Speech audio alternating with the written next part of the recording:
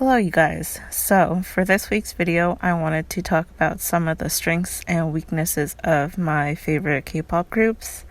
I saw someone do this video a while back. I just have not had the motivation to make my own rendition of this idea.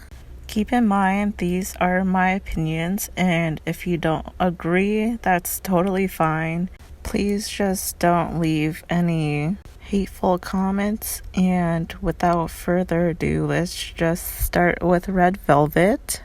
So Red Velvet has to be my S tier girl group. They are absolutely amazing. I would say that their biggest strength is their versatility. If you look at their discography, they have so many different concepts. If you don't know, Red Velvet has a red side, which is their pop side, and they also have their velvet side, which is their more R&B side. Because Red Velvet has a red and a velvet side, this allows them a wider range of concepts to experiment with. And if you know Red Velvet, they can sometimes get pretty experimental with their sound. I mean, just look at Zimzalabim. And I feel like because the members have such a wide vocal range and different tones, they can pull off all of their different concepts. Weakness-wise, I don't know if you would consider this a weakness, but it seems like many of Red Velvet's title tracks have rap portions that aren't necessarily needed. Red Velvet doesn't have a very good rapper, but Yuri and Irene do just fine as idol rappers.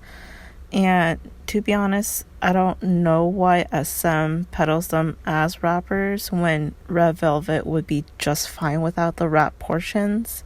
I don't think every single idol group needs a rapper. If the group is more strong in vocals, I think that they should just go with vocal songs.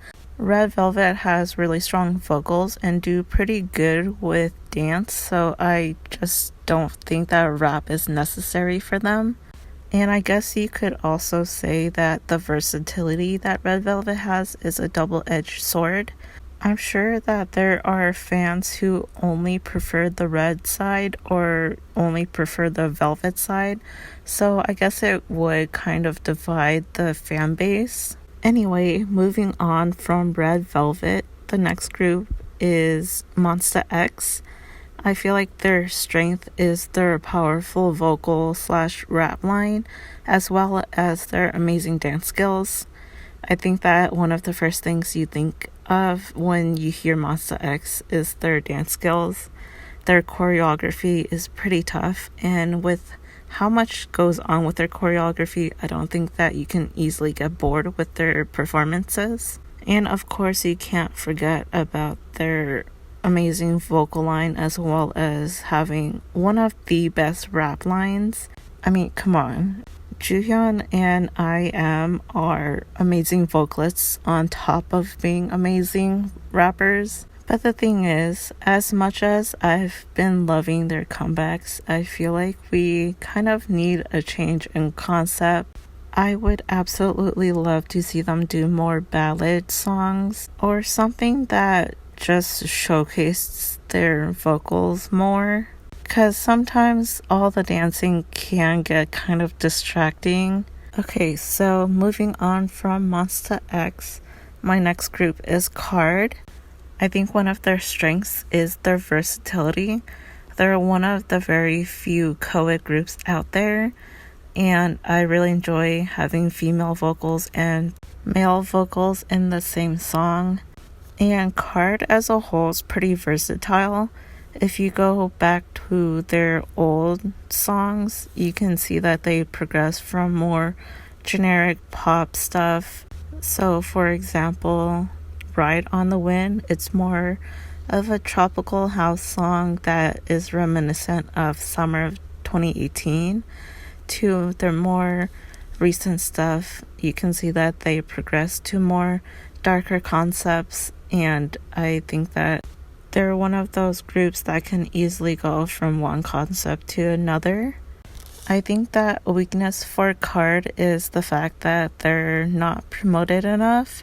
It's not an issue with the group itself, but because they are one of those very few co-ed groups out there, there aren't that many producers that produce songs that utilize both female and male vocals in the same song. The group is currently on pause while Joseph is on military service, but I feel like the other group members haven't really been given that many opportunities to showcase their individual merits. We did get to see Jiwoo on this show for rappers.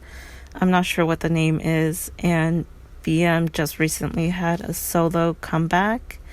But other than that, we haven't seen that much activity out of the rest of the group.